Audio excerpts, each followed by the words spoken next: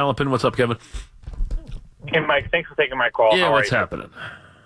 Good. I'm just, looking at this World Series, and obviously some of the games have been very dramatic, with the late home runs and stuff. Yeah. But you look back at some of the classic World Series, going back to, the Jack Morris game in '91, and even 2001 with Johnson Schilling, that was a classic World Series game, and it drives me nuts to see the ball flying out of the park.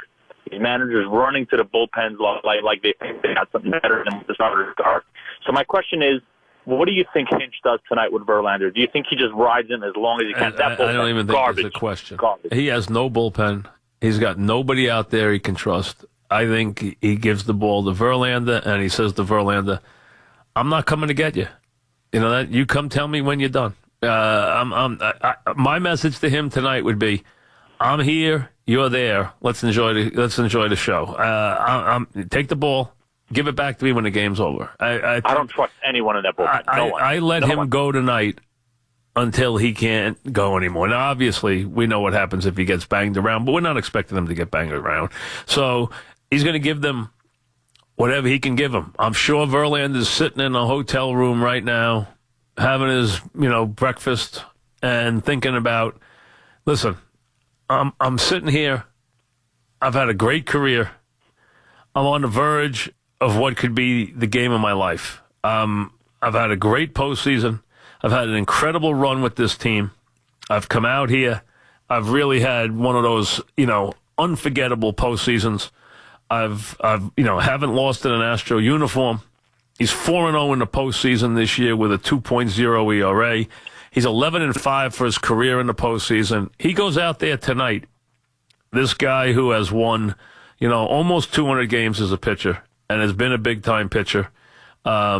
This guy, I think, makes himself a very viable Hall of Famer with a big performance tonight.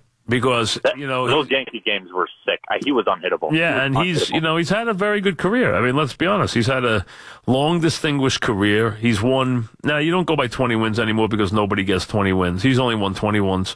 But he's won 17, 18, 19, 18, 24, 17, 15, 16, 16, 15, 17. So he's had plenty of, years like that. And he's not done yet. He's only 34. No, listen, he's got, but this would stamp him where he gets over 200 wins for his career. He's got 188 now. But what he'll be stamped at as is a great big money pitcher. He'd be 5-0 in this postseason. He would be 11-5 for his career in the postseason. This would be big. This would be unbelievably big, especially in a year when they're having trouble. I mean, listen, we've watched Keuchel the last couple of times he's gone out in big games, hasn't gotten the job done. We watched Kershaw not do the job when he had a 4-run lead, and you heard the number. I believe, because he had the number on the screen when it was 3 runs, and he then made the statement, Verducci, that if it's 4 runs, he was like 104-5 when the Dodgers give him 4-run support. 104-5. And that's when he gave up the lead. Yeah, and he gave up a 4-0 lead and a 7-4 lead. I mean, so obviously in the postseason, it's a different world for him. He's given up 8 home runs in the postseason. So Verlander tonight, I give him the ball. I don't want it back if I'm Hinch, because Hinch has no bullpen. Now, if you're the Dodgers tonight, pitch count, pitch count, pitch count. You want to work that pitch count. You wish tonight, if you're the Dodgers, you had Gardy leading off.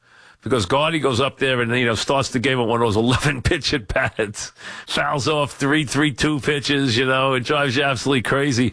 That you love having a guy like that, but that's what you need. You need somebody who can see those kind of pitches. It really makes a big difference. It really does.